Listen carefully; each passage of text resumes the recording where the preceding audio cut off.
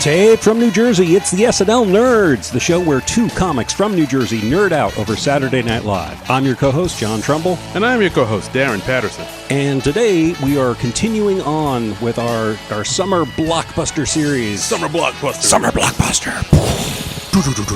Talking all about the movies that have spun off from Saturday Night Live with SNL sketches. And this week we are doing the big hit movie, Wayne's World. The big kahuna right here. Hit a 92. Yes, Wayne's World came out Valentine's Day, February 14th, 1992. That is correct. It is weird now, like, that I see this, how the first SNL movie was The Blues Brothers. And then in 1980, yeah. And they didn't make another SNL movie until 1992.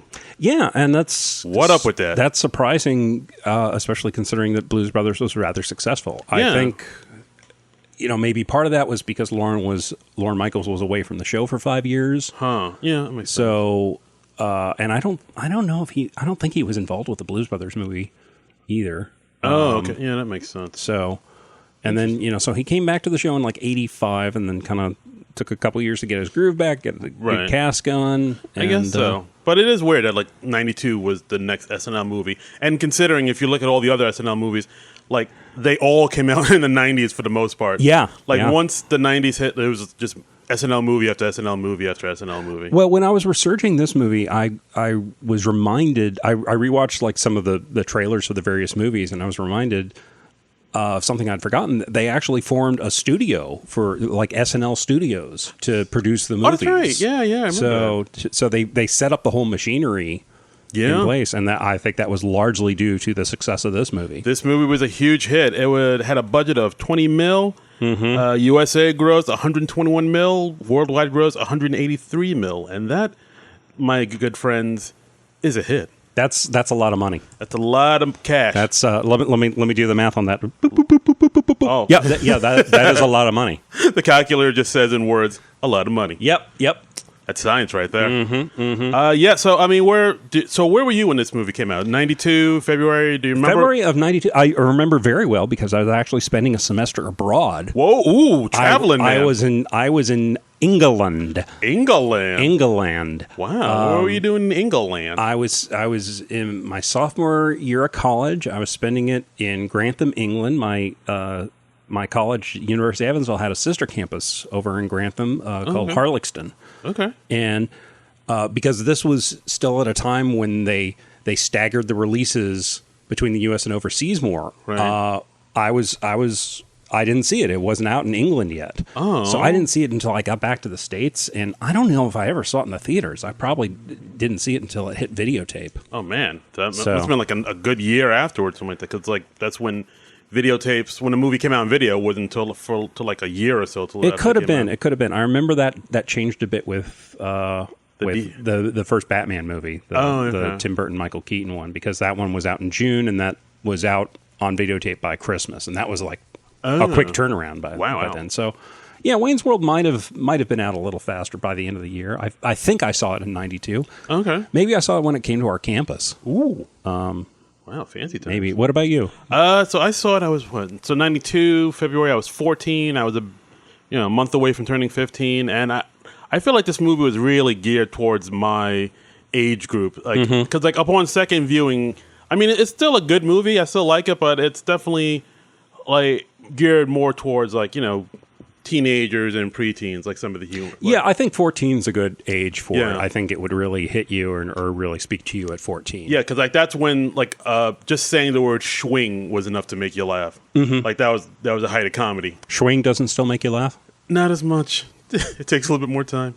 What if they say "schwing" and then they do that little pelvic motion? Okay, all right, there it is. And then "schwing" like they have an erection and they're trying to disguise it. He's talking about their pee-pees. Yeah, exactly. Oh, okay. All right, there it goes. Okay. See, humor. Yeah, it's theater of the mind. I do remember there was one girl in my college who she picked up on another Wayne's World catchphrase, the "not."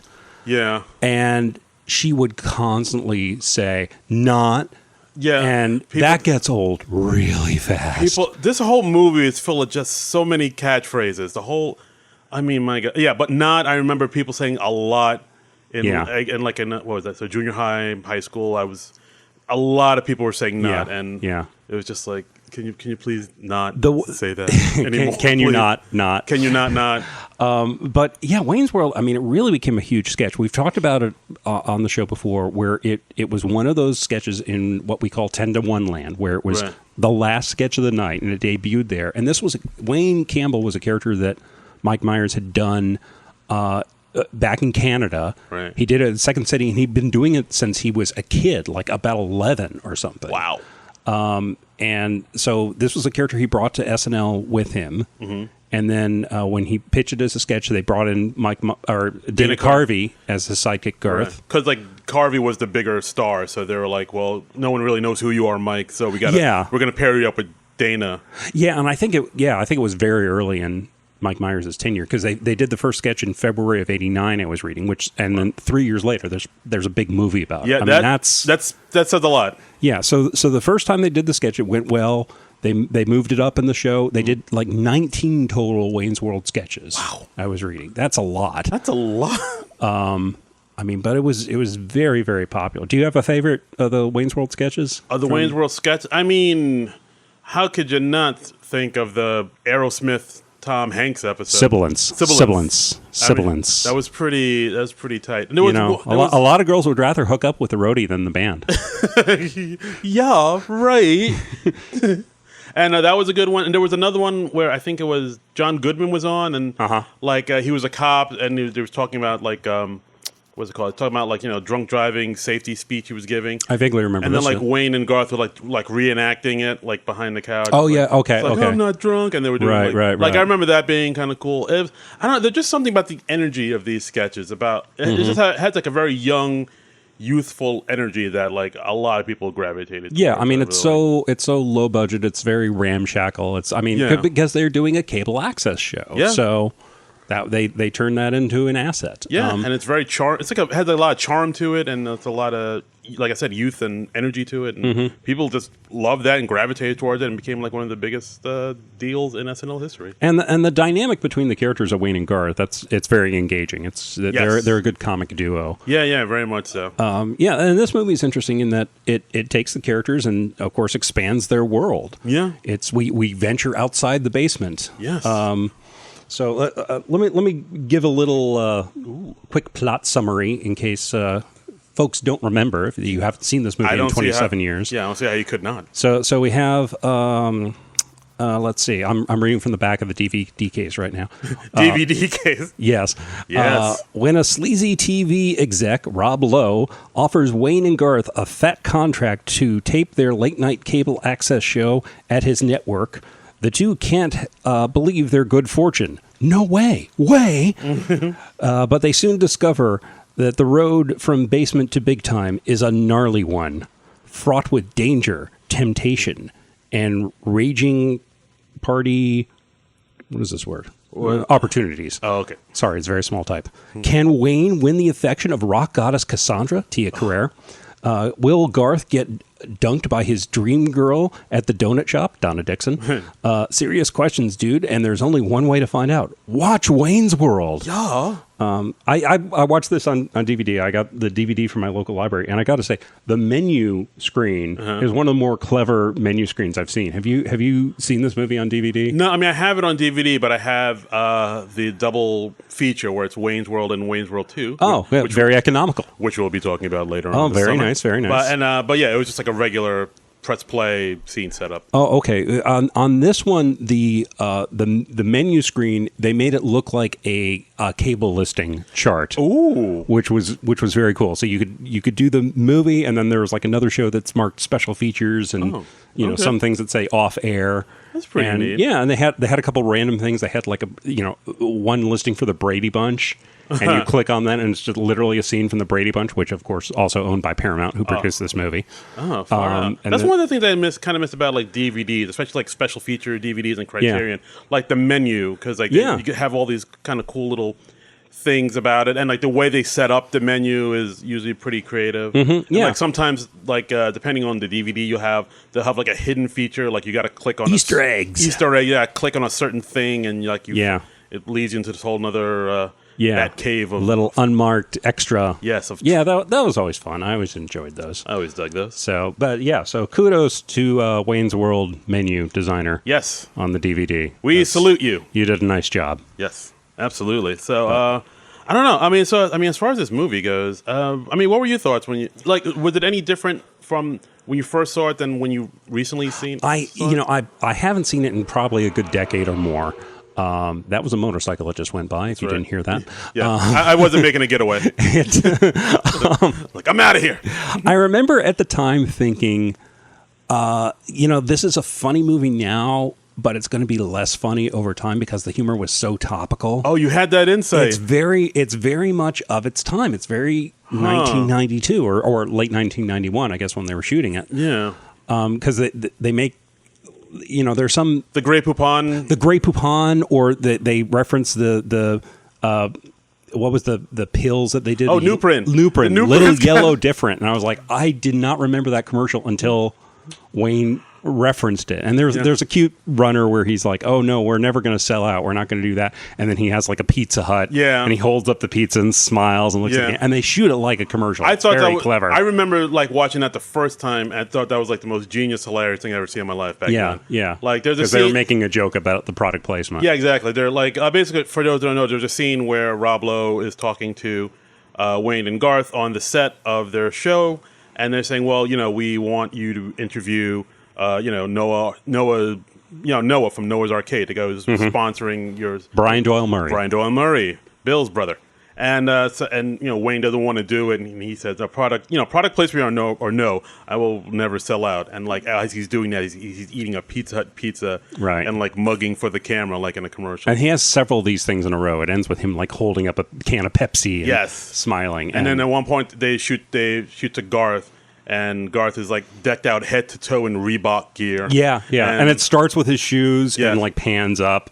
And then he says like, when people sell it, they just do it for the money. And that's just sad. Yeah. And like it's, at the time, I thought that was hilarious. I was like, what? That's fantastic. Yeah, it's very cute. Yeah. But now it's like, okay. Well, I mean, now we've seen a lot of different shows and movies. They make a meta joke. I remember on like 30 Rock, right? They were talking about like, oh no, we don't want to have advertisers dictate what we do. And then like Tina Fey takes a big gulp of Snapple and she's like, hey, this is really good, isn't it? Yeah. And then they all talk about how great Snapple is for a minute. And then Tina Fey just goes, I feel dirty. So yeah, I did think with this movie, this might have been my introduction to like meta comedy like that. And another thing I noticed that they did in this movie is like when they break the fourth wall constantly throughout this. Like, like Wayne constantly just talks to the camera. Garth constantly talks to the camera. And they even have a joke where they go into the donut shop and Ed O'Neill is the manager of the donut shop. We should talk about Ed O'Neill. And Ed O'Neill, he starts a monologue, and the camera just follows him. And then Wayne comes in and says, like, hey, only Garth and I can speak to the camera. Yeah, that's fantastic. Yeah, but Ed O'Neill's character, I thought was... I remember younger not getting it. Yeah, but like now, I laugh at how insane he is. For those who don't, Ed O'Neill not getting the joke, not having a horrible sex life. You mean? Yes, by not getting. It. Well, that came later. Okay, but yeah, Ed O'Neill's character, he plays this guy Glenn who worked at the donut shop that they hang out in, the Stan Mikita's Donuts, and I guess I looked it up. Stan Mikita, the hockey player for the Blackhawks, and his character is so strange because like he just says all this really dark, bizarre things. It's like when like the first lines he says it to the camera. He's like, I never did a crazy thing in my life before that night. Why is it when a man kills in battle, it's called heroic, but when he kills another man in the heat of passion, it's called murder? And I was like, what the fuck? What is that? Yeah. And like another line he said, if you stab a man in the dead of winter, the steam rises from the wombs. I was like, Jesus Christ. Back then, I just thought it was weird, but now I think it's hilarious. Like something that surprised me was like how many other celebrities, either people who were well known at the time, are in it, and also like some people have become notable since then. Yeah. Like in the crew, in like Wayne and Garth's crew, and they're all in the car. Like early in the first 5 minutes of the movie, they have the famous Bohemian Rhapsody sequence. Oh yeah, we got to talk about that. And then like two of those guys, there's Michael DeLuise, who is Dom DeLuise's son, and he's been on like a ton of TV and stuff. He was on The main thing I remember him from is Sequest DSV. Oh, I didn't even know that. Okay. And then one of the other guys is Lee Tergesen from Oz. Huh. Who was like, I think he was Beecher on Oz. Wow. It's just that's so weird.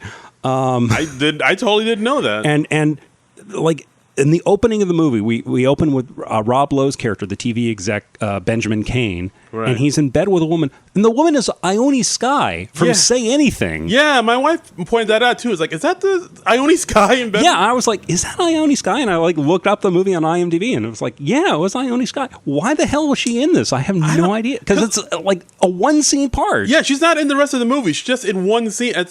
It's weird. Like, why? It is weird. But apparently, I was reading the reason they opened up the movie on Rob Lowe in bed with a woman, because this is not long after he had his sex scandal. Yeah. Remember that when having sex on camera was scandalous? Yes. And not like another form of income? Like Rob Lowe, in case you don't remember, he I guess, I'm assuming, videotaped himself, and he was in bed with like two women. These were two women that two girls, I should say, because it turned out I think at least one of them was underage. Oh. And this was at the, I believe it was at the Democratic National Convention. And it was? Yeah.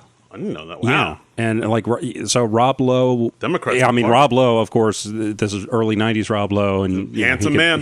Handsome man, and he could go and get a threesome when he's at the Democratic Convention. Just as easy as you please.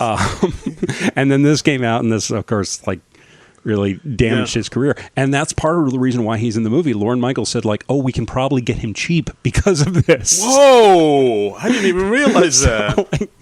Interesting. Okay. And it's interesting because this is like one of the first comedies that Rob Lowe did, and he's since then carved out a significant chunk of his career in comedy. He had that long run on Parks and Recreation, and he was Austin Powers with Mike Myers doing a killer Robert Wagner impression. Yeah, we're gonna have to talk about the Austin Powers movies at some point. We will. I think Rob Lowe mentioned that, like, how this was like the first comedy he did, and that kind of opened the door for him to do other comedies. Mm-hmm. And this was him realizing, I'm pretty funny. I can do a comedy. And part of the reason they thought Rob Lowe, it wasn't just because his asking price was low, was he'd recently hosted SNL.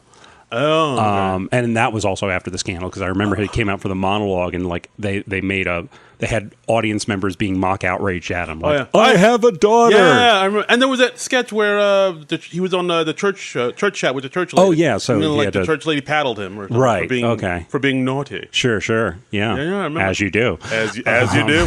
I remember that. Wow, look at where we're uncovering. This is fantastic. So I mean that's neat, and it's cool that Rob Lowe went on to have a great comedy career from this, and so he said this was kind of his comedy boot camp, and he sort of taught Mike Myers and Dana Carvey how to be movie actors, because they were experienced sketch comics, but they were very green when it came to shooting a movie with multiple cameras, and they didn't even know what like a mark was on the stage, because like SNL, they don't really have marks. They have right. I think it was like Mike Myers' first movie ever. It was his very first movie. Yeah. Your first movie, and it's like you're starring in it, and everything's riding on you. That's got to be nerve wracking. All right. Well, so I mean, you touched on it before, so maybe we should talk about the Big Bohemian Rhapsody. Oh, let's do that. Because from what I've read, like Mike and Dana were not crazy about shooting that scene. It sounded like it was kind of a slog to film, because they had to literally bang their heads. Yeah. And it's a movie. You got just the one camera. You got I misspoke before when I said it was multiple cameras. It's just the one camera, and they're doing all the coverage from all the various angles. Right. And they've got like 5 guys in the car. Yeah. And yeah. I mean, if you look at the scene, you can see Mike Myers he's kind of moving his head, but not really. He's doing it very gently. Yeah. And he's like, grinding his teeth. And like, I mean, the guys in the back are just totally headbanging, but they're like, but I mean, maybe they're more experienced headbangers. There's an actual oral history of this scene on Rolling Stone. And Lee Tergesen is like, I was the only like genuine headbanger. And I went and watched video of that scene, and he's really wailing in that scene, much harder than the other guys. So I think like Mike and Dana, like they're kind of doing, but they've been doing they're bobbing their heads. Yeah, like they've been doing it all night, and they're probably their neck hurt. I remember them them complaining about like my neck really hurts. I can't do this anymore. And Mike Myers has actually said, I watched a behind the scenes featurette. He said, like, I can see in the movie the scenes that we shot the day or two after the Bohemian Rhapsody scene, because it's like we're bending at the waist to turn to people because they were trying not to turn their necks. Their necks hurt so much. Gotcha. But I mean, the genius of putting Bohemian Rhapsody in this movie was pretty fantastic. I mean, we all know like that that wasn't the studio's first choice. They wanted like a Guns N' Roses song. Yeah, because that was like the current hot band, and Mike Myers actually threatened to quit the movie if it wasn't Bohemian Rhapsody, because like this was something that grew out of him driving around in the car with his family, and this is something he did with his family. Yeah, and he said he'd headbang with his family to Bohemian Rhapsody. Or they would all sing along to it, like they would each do a Galileo part. You know, Galileo. Yeah,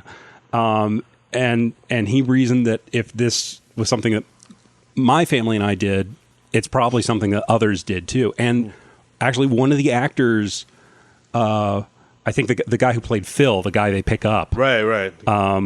He said like, please put me in this scene because this is something I used to do with my family. What? And like the next rewrite, he was like, oh yeah, then they put me in the scene. That's fantastic. And yeah, I mean, isn't that cool? If you're gonna spew into this. Yeah, and that was an improv by Dana Carvey. I kind of felt it, but it still was a cute scene. I was like, oh, that's neat.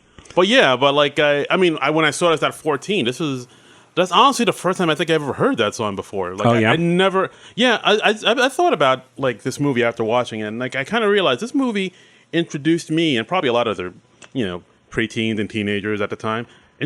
Introduced me to like a lot of classic rock that I never heard before. There's a lot of classic rock throughout this whole movie. I mean, of course, there's Queen. There's 2 Jimi Hendrix songs in this thing. Yeah. There's Alice Cooper, of course. Then there's Ballroom Blitz, which I'd never heard from before. And it's like, wow, that was like the first. That was my first time hearing a lot of classic rock. And there's a Black Sabbath song that plays when Wayne gets pulled over by Robert Patrick. Yeah. And we'll talk about that later. But, and Alice Cooper has a cameo. Yeah, Alice Cooper, of course, and like all this music I'd never heard of before because like I'd never listened to classic rock, at that time, and this introduced me to opened up my eyes to a whole new world of possibilities. And the Bohemian Rhapsody sequence actually it gave Queen a bit of a career revival. It did. Like the song actually charted again.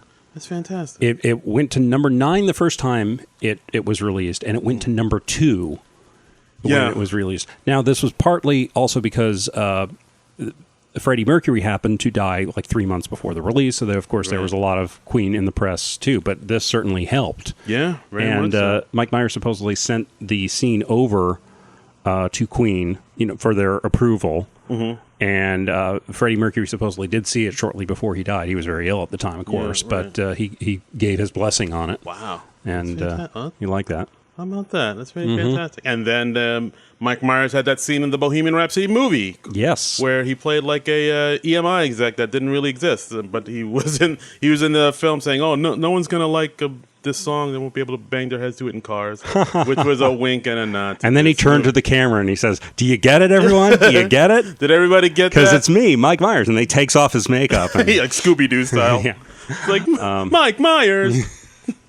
I would have gotten away with it too if it wasn't for you Snoopy kids. This is the movie that codified that Scooby-Doo gag. The I would have gotten away with it too. Yeah, I guess. If it wasn't for you meddling kids. Yeah, I know. This movie they throw back a lot to like old school stuff. It's like, this movie's all right. And it's it's neat to see. It holds up pretty well. I wouldn't say I loved it, but I'd say it's an okay movie. It's it's a fun comedy. It held my attention. Yeah. Well, I mean, one of the things that held a 14-year-old Darren's attention, the introduction of a young Tia Carrere. Tia Carrere, yeah.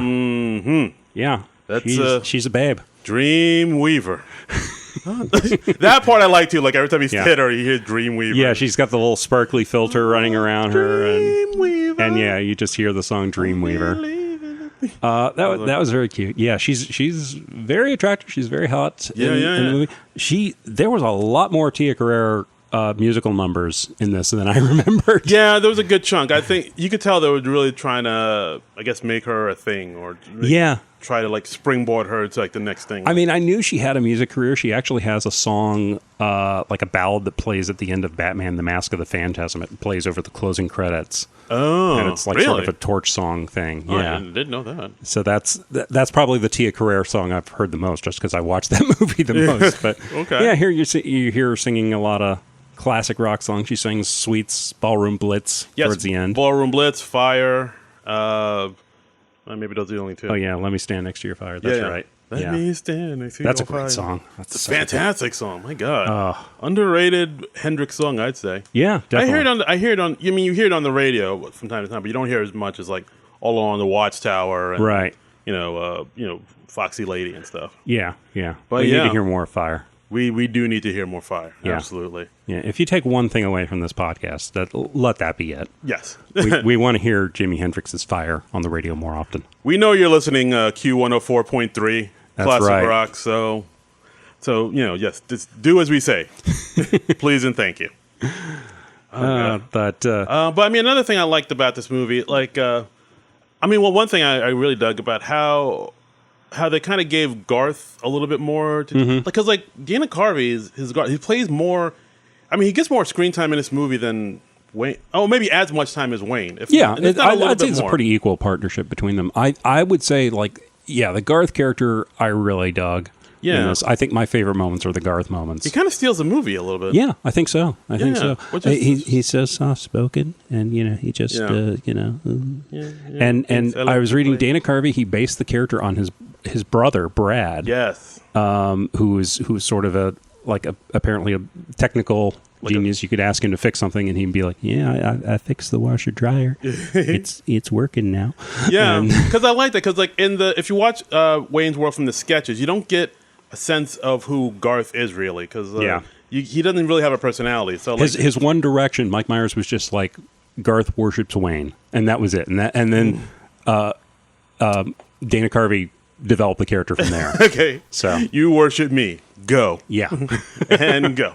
But that, ironically, the direction I gave to Darren right before we started this podcast. I know. It's you worship me. I know. John, you're so cool, man. You're the coolest. You're so neat. Yeah, thanks. You're so great. Thanks. But I mean, as far as the sketch goes, the Wayne's World sketches, you don't really get a sense of who Garth is.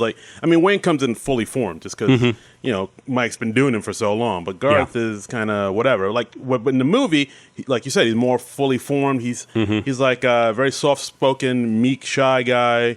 But he's also like a savant when it comes to technological stuff and fixing stuff, and the drums, of course. That big drum scene he had to wear. Yeah, and Dana Carvey, of course, plays the drums in real life. That was Dana Carvey playing the drums. Yeah, so. He plays the drums in a Church Lady sketch. I remember. Yes, I remember that Danny too. DeVito. Yeah, before I was going to say, before Fred Armisen, we had Dana Carvey. That's true. I forgot the name. The SNL cast member drummers. That's right. It's a very small elite club. It's just those two guys. It's just Dana and Fred meeting for dinner once a month. Yes.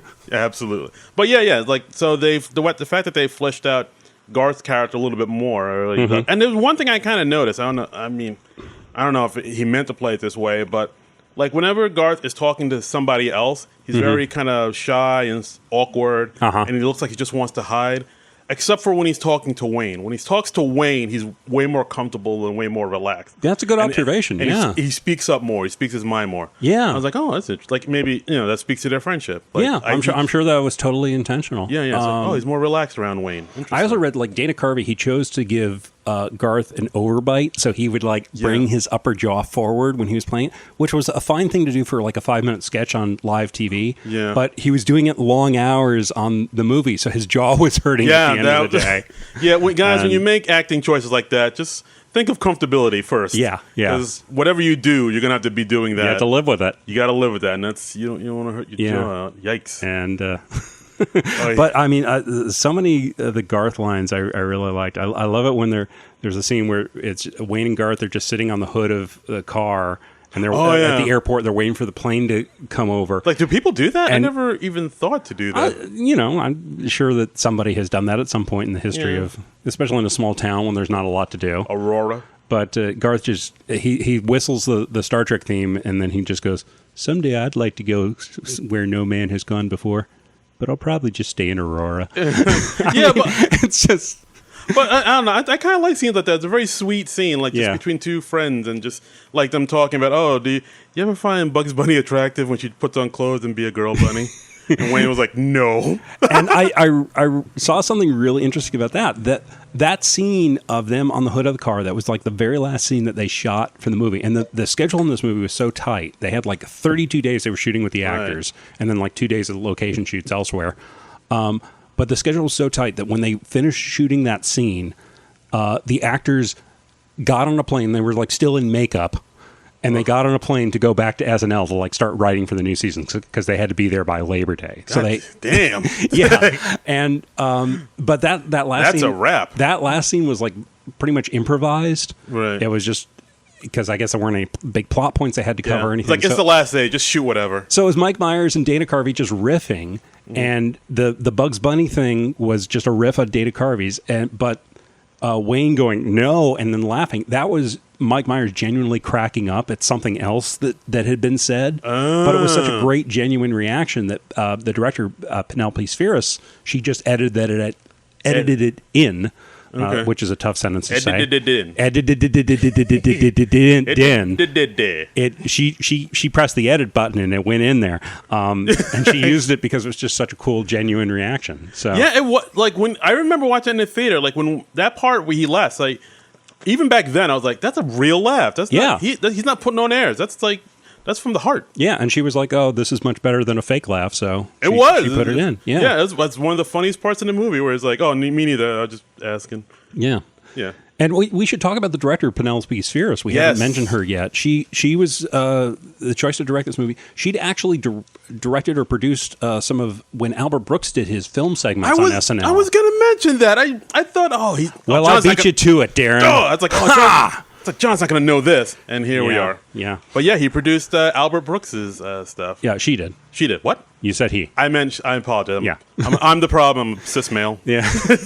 She produced. And she had also just recently directed The Decline of Western Civilization, Parts 1 and 2, which were movies all about the heavy metal scene. I think the first one was about the punk rock, and the second one was about the heavy metal. Oh, okay. Thank you for the correction.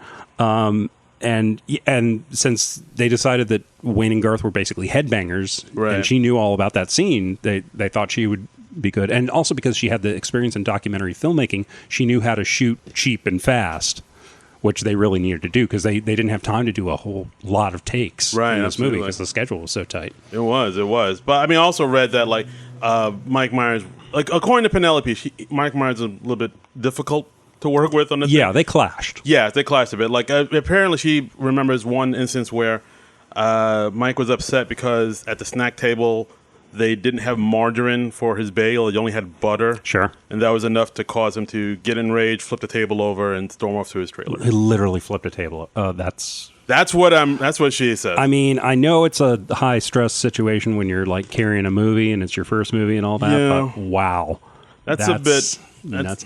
I mean, but Mike Myers, he is almost notoriously, he's a perfectionist, and I'm sure he's probably tougher on himself than anybody. Yeah, that's true. I mean, I also read that somewhere that like at the time, I think Myers said like his dad his health wasn't great.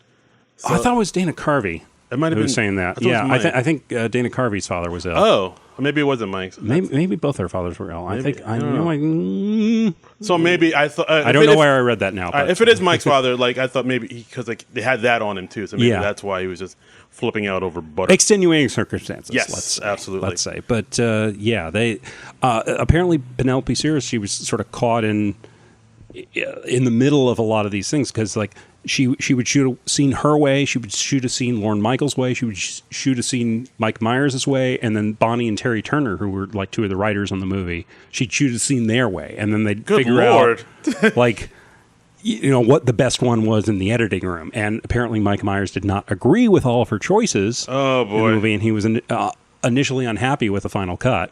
Yeah, I heard that too. Like he wasn't happy. I don't know if Dana was happy. I think he thought it was okay. But. Yeah, and apparently Dana Carvey and Mike Myers clashed a bit. They I think kind of had a falling out after they did the Wayne's World movies and did not talk for a number of years. Ooh.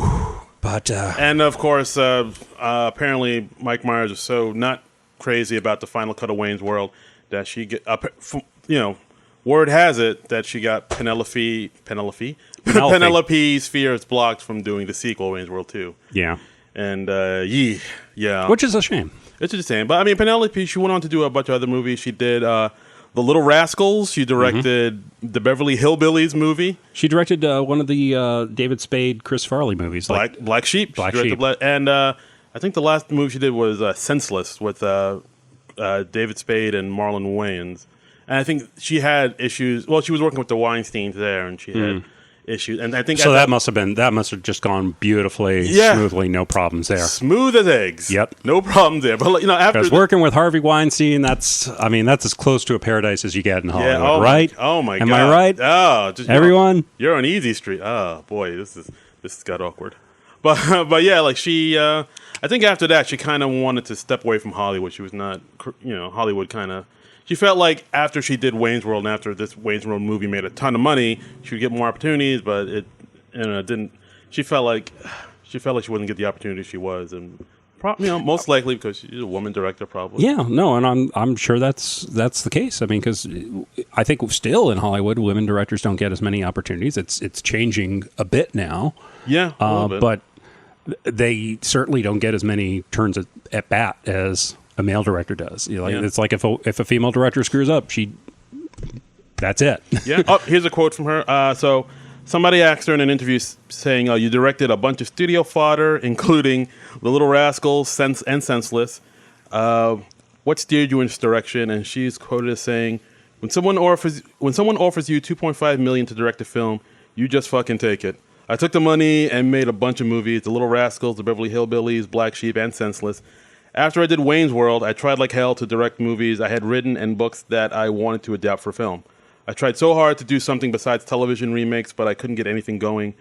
That is where the sexism in the film industry becomes all too apparent. If I was a guy, I swear to God, I would have been able to get my own shit going after Wayne's World."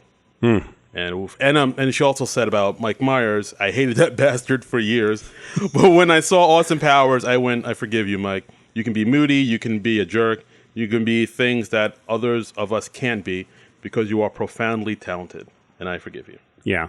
So there you go. I mean, it seems like they made nice. Yeah, and you talk to them today, like they of course play all the feud stuff way down, and I mean, thank God they ended up with a good movie out of it. Cause, absolutely. I mean, it'd be horrible if you have a awful working experience and the movie's no good. Terrible movie. Yeah, it's like, oh wow, this movie's shit, and I hate him. Yeah, which I'm sure happens a lot, but I don't doubt it. But what was another interesting bit of trivia I found is Wayne's ex-girlfriend Stacy, who's played by Laura Flynn Boyle. That was apparently based on a real ex-girlfriend of Mike Myers. I was going to bring that up too. God damn you, Don Trumbull. You're really aggressive about this stuff. I'm sorry. I'm sorry. Do you want me to look at your list and then I'll try to stay away from other bits of trivia you have earmarked for yourself? No, it's fine. Go ahead. Do you want to tell the story? No, I won't tell it. No. Okay. I won't tell anymore. But the ex-girlfriend actually gave Mike Myers a gun rack. Yeah. Which he did in the movie. And then and she is called a psycho hose beast in the movie.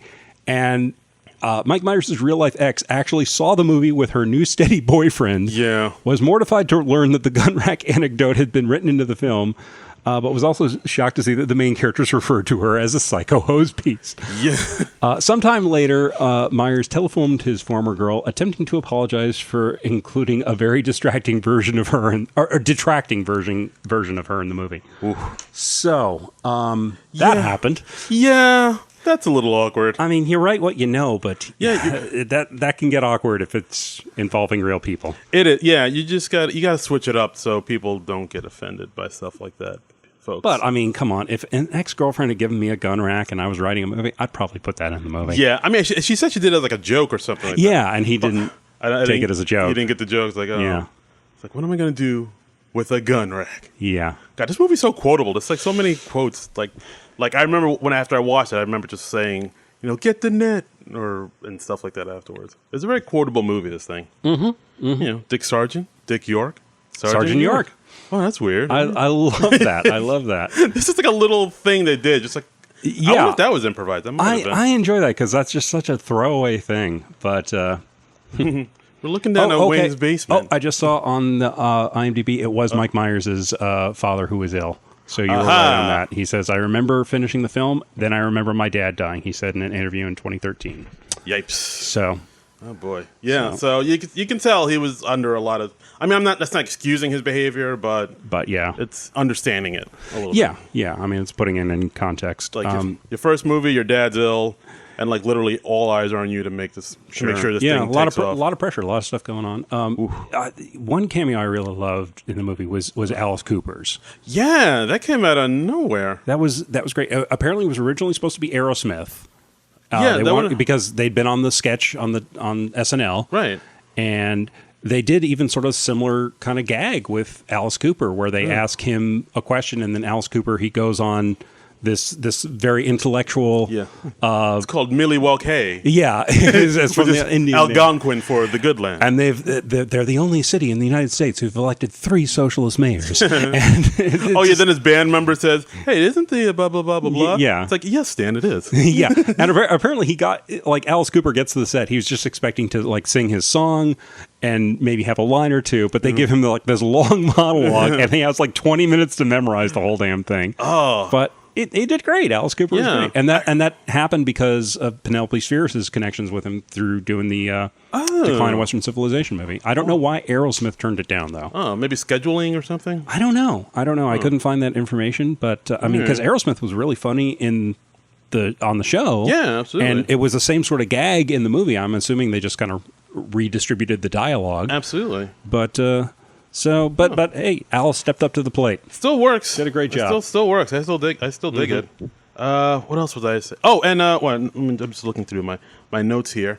Before we talked about how the movie kind of goes back into like a lot of old school stuff that you had to like kind of if you enjoyed old school stuff you'd know it. Yeah. Like the Scooby-Doo ending. Yeah. Or the one big shot that they had, which kind of came out of nowhere when they went to Milwaukee and were like, "Hey, Shots Brewery," and then they recreated the theme to the opening credits to Laverne and Shirley. Yeah, just for no reason. It just like stuck that in. I mean, it's one of the things. Like if you didn't see Laverne and Shirley, you wouldn't get it. And I'm sure that mystifies people who might be watching the movie today, who are like younger than us and didn't grow up watching Laverne and Shirley the way we did. Yeah, and they're like, "What is this?" Because I mean, that show's not really on much anymore. Not really. It's not on rerun. I don't even people watch reruns anymore. Do people watch reruns? I guess people just like stream whatever. No. What do people do? What do people do, John? I don't know. I don't do things. I mean, that's like if you do things and things start to happen, and like you meet people and then you have conversations, and where's that go? I mean, I can work up the courage to do this like once a week, but more than that, no, God, no. The outside world is overrated. No. Don't. Do you know how weird it gets out there? Everybody just stay in your hovel and just don't interact with Absolutely. anybody. It leads to nowhere. That is the way to live. That's right. There's no glory in talking. I don't need human contact. No. Fuck that shit. What? No, please. Just God. What must people think of us? Oh my Lord. But yeah, apparently the Laverne and Shirley thing, I mean, that caused a lot of confusion when they had to like dub the movie overseas. Like in France, they had no idea what Laverne and Shirley was. It's a sacre bleu. And so it's just this weird, random thing that happens in the middle of the movie. I mean, it's that way for us too, but even more so there. And like the American idiom was so strong in the movie, like very much so. Where Wayne says like monkeys might fly out of my butt. In some foreign country, they had to redub that as like, oh, maybe when Judgment Day comes or something like that. My God, that sounds darker. I know. Maybe when the Lord takes its walls off this mortal coil. Like, Jesus, why'd you say that? Yeah. But yeah, I mean, as far as cameos go, they had a quick cameo by the late great Chris Farley was in there. Mm-hmm. Cameo by the great Meatloaf. Meatloaf, yes. Again, with the whole classic rock feel of it. Mm-hmm, and that Robert Patrick scene where when Wayne pulls over his car and he gets pulled over by the T-1000. T-1000s and from Terminator 2, which had just come out the year before. Yeah, and I remember like watching it. When at the time when I saw it when I was 14, I thought that was a hilarious scene, and I watch it now. I was like, oh, okay. Yeah, see, that's the sort of thing that I was talking about at the top of the show, where it was something that was very, very funny in 1992, or like the Great Poupon gag, or the Motrin Little Yellow Different gag. Little Yellow Different, yeah. So it was really to speak to the audience of that time, and that's not really a joke for the ages. Yeah, no, because I remember, I think I read somewhere that like that was another scene that Mike didn't like. He didn't think it was funny, but he it played off super well when and the test audiences was like, all right, I guess we got to keep it. Yeah. I think he was quoted as saying the audience went shithouse over it. Okay. So they're like, all right, well, we want. Well, hey, if it works, it works. You know, People go shithouse. People go shithouse. yeah, you know that's what you want in a comedy. You want the people to go shithouse. If the audience loses control of their bowels, Yes, that's the dream. That's right. That's the dream. You want a whole bunch of incontinent people watching your movie. That's right. You want to hire a bunch of people to mop up after them. Exactly. That's the dream. Exactly. Oh, here's a little interesting bit of trivia I just found. What you got? Colleen Camp is in the movie. She plays the wife of Noah, the video game owner. She also played Yvette in Clue, which, like Wayne's World, has 3 alternate endings. What? Isn't that neat? She's been in 2 movies with 3 endings. Hot dog. How about that? That's nifty. Yeah, but I thought that was pretty interesting, too, where it had like 3 alternate... Mm-hmm. They have the dark ending that's unhappy for everyone. They have the super mega happy ending, and then they have the Scooby-Doo ending. I think they put that in there because they want to make fun of like the way movies had to change their endings depending on how the test audiences like it. Or I believe that's what they said. And then when they unmask Rob Lowe and he's like an old man, and it's Carl Oldie Olsen from the Conan O'Brien show, who I have very fond memories of. Oldie Olsen? Yeah, that's what they called him, Carl Oldie Olsen. Oh, okay. I think Carl Olsen was his real name. I'm not 100% certain on that. Oh, okay. But cool. Yeah. And also in this movie, Donna Dixon. Dan Aykroyd's wife. Dan Aykroyd's flame. Yeah. They're still together. Oh, what? I believe. Oh, God bless him. Yeah. Yeah. She's I think she has like all of one line of dialogue in the movie. She says, "I love you, Garth," at the end. That's right. Literally all she and the does. rest, and she's just shot in soft focus with flowing Dreamweaver. hair. Yeah, with a fan blowing in her hair. Yeah. in her Again, face. another reason why 14-year-old Darren had to go see this movie first. I was like, oh. Donna Dixon. I have fond memories of her from Bosom Buddies. Oh my God, Bosom Buddies. Bosom Buddies. Bosom Loved Buddies. that show. Loved that show. It's a fantastic show. I was like 10 or 12 when that was on, and that was a great show. Pretty ladies. Yep. Hey, pretty ladies, pretty. And Mike Myers' wife at the time, Robin Rusin has a cameo as a waitress at the donut shop.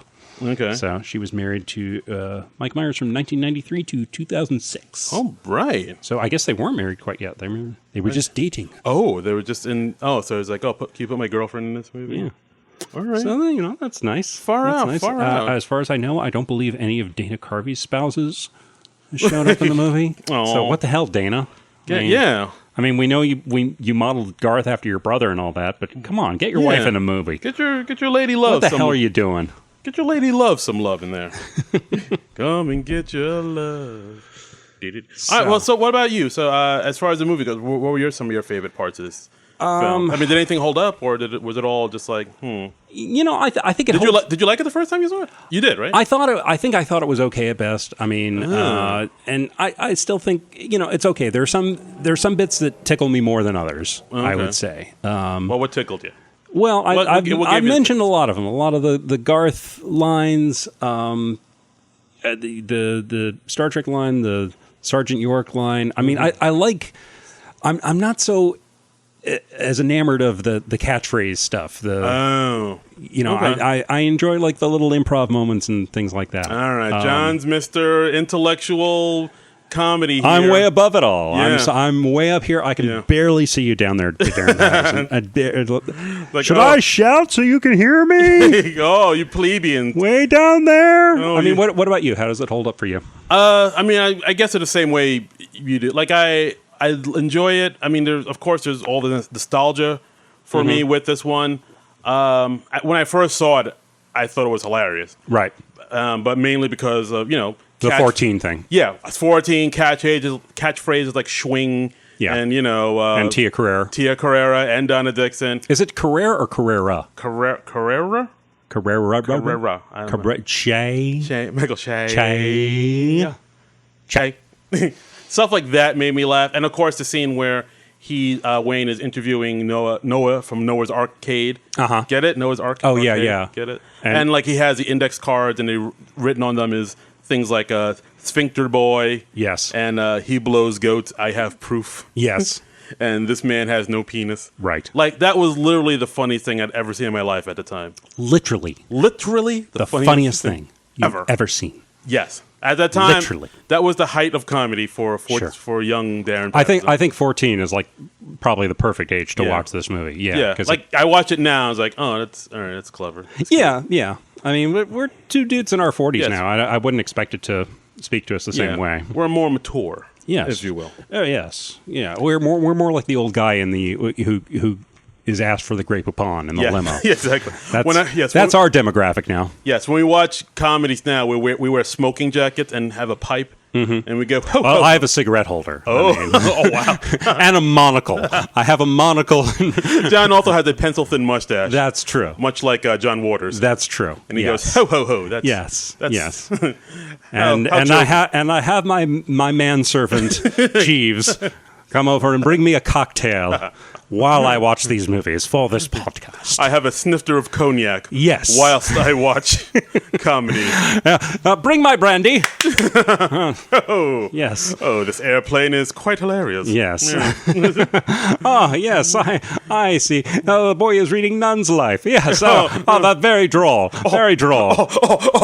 Oh, quite. So anyway, so this movie, I mean, it was a huge hit. This movie, just everything was a Wayne's World for a while. People were just quoting Wayne's World. It was omnipresent. And some of you may remember there was. I mean, not only did this movie spawn a video game, there was Wayne's World, the video game. You could see it on YouTube, and it's not good.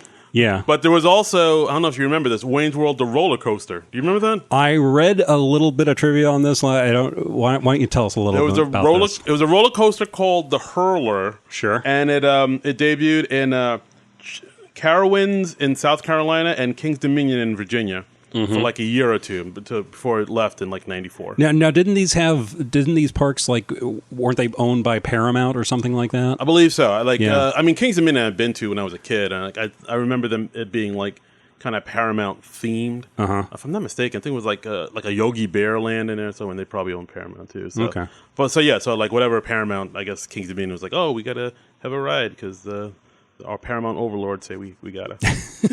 Yeah, and I understand that both those rides are still around, but they've taken away the Wayne's World branding. Yeah. I mean, they basically just slapped the Wayne's World sticker on a wooden roller coaster and be like, oh yeah, this is the Wayne's World roller coaster now. Sure. And then they probably, once that was done, they just peeled off the sticker and put up whatever Paramount thing is out now. That's so sad. A Night at the Roxbury roller coaster. We're all about the Butabi brothers now, boys. What is love? Baby, don't hurt me. Don't hurt me no more. I watched the trailer of that the other day in anticipation. Well, because we're going to be covering that. Oh, yeah. In a few weeks. Yeah. Never seen that one. I remember it being a movie. Yep. That's it. Okay. Well, that's something to look forward to. We'll be covering that in a few weeks here on the SNL Nerds. So we will be covering a movie.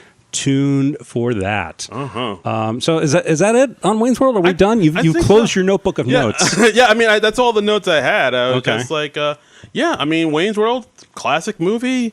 Thumbs up, thumbs down. I'll give it a thumbs up. I mean, it does have a lot of good, quips and jokes in there. Yeah. For me, there's a nostalgia element. Yeah. That always helps. For the most part, it holds up. I will give it a moderate thumbs up. I will. My thumb will be tilted at a 45-degree angle. Okay. Not quite at the right angle, the optimum thumbs up. But it'll be in the upward motion. Like an isosceles triangle. Exactly. Is it isosceles? Or, yeah. I haven't taken math in years. Sure. But yeah, isosceles, yeah. Less than 45 degrees. I don't know. Yeah.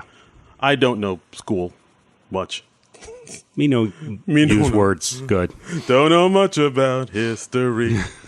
Don't know much biology. So Wayne's World. That's Wayne's World. That's Wayne's World. Check it out again. You might enjoy yourself. Yeah, or maybe not. Whatever. Maybe we don't know what we're talking about. Yeah, maybe we're just talking out of our ass. Who knows? Yeah, most likely. Yeah. But so that's it. And so if you like this podcast and you want to hear more, rate, review, and subscribe and such. Yeah. And speaking of that, we do have a couple more reviews. Speaking of reviews, over on the on the interwebs. I was going to say the iTunes, but Apple's changing it now. So now I think it's like Apple Podcasts. What's going to happen to I buy albums here, man. I don't know. I think like all the stuff is going to stay. It's just they're separating it out. Oh, I was talking about this with my friend Frank the other day. Okay. And so it's going to be like Apple TV, Apple Podcasts, Apple Music. I think what you have is going to stay. I mean, it might just be rebranded in an update or something. If I don't have my Christopher Cross album on this phone, I'm headed to a roll. You have to get caught between the moon and New York City. There it is. I mean, I know it's crazy. Sometimes that's the best you can do. But we got a couple nice reviews here. We're gonna read them here. How about I read one, you read the other? Sure. Which one do you want to go for? I'll do the Danny Vega one. Okay. So we have Danny Vega, which he left on Thursday and gives us 5 stars. Thank you, Danny. The headline is informative and great. Loving the summer format of talking about past SNL episodes. Actually, the movies, but okay, we'll take it. Okay. Plus the normal routine of reviewing the current one. This is a great a great pod for sketch comedy fans, SNL fans, and anyone who's interested in the comedy world in general. The hosts are very funny and have an excellent rapport. A must. We do have an excellent rapport, don't we? Oh, never talk to me. Oh. Never talk to me. You're right, John. I'm sorry. You're so cool. You're so cool. I'm sorry. You're cool. Yes, you need to worship me more. That's Oh boy! All right, so we got another review here. Another 5-star review. Helped me get through a 5-hour layover in Richmond. Oh. So I had listened to. Who's this from? Mohiner. Moner. Moner. Mohniner. Okay. Mohnir. Mohnir. I'm just gonna say Moner. Moner. Oh. Yeah. So anyway, Moner says, so I had listened to their collaboration with SNL After Party before, but over Memorial Day weekend when it was 2 a.m. and I still had 3 hours to go before I could board my flight home, these guys were so entertaining.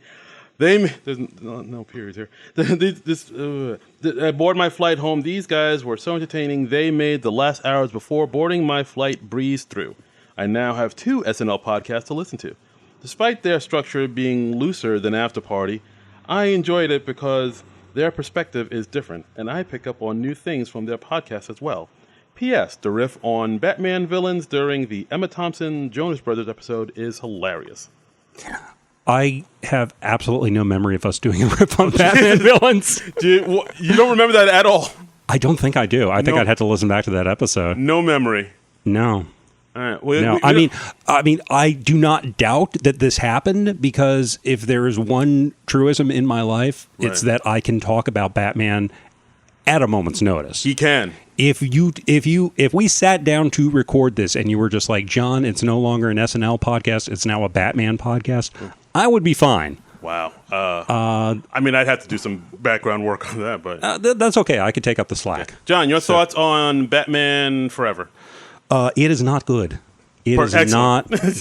It is bad. Excellent. It is not good and it is bad. I could expound on the reasons and ways why it is bad, but that would take more time than we have at the moment. We'll save that for Patreon. Sure. I just wanted to get a quick riff. But but thanks for that lovely review, Moner. Che. I'm also intrigued that we've apparently become a go-to podcast for people on layovers.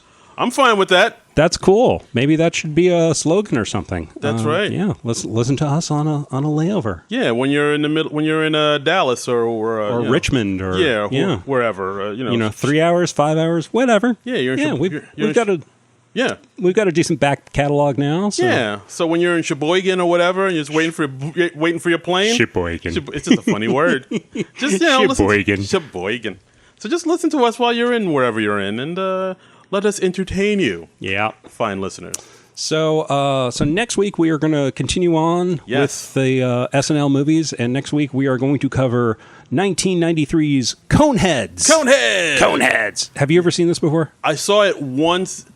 Years and years and years ago, and I remember a few things about it, but not a lot. Okay. What about you? I have never seen the Coneheads movie. Oh.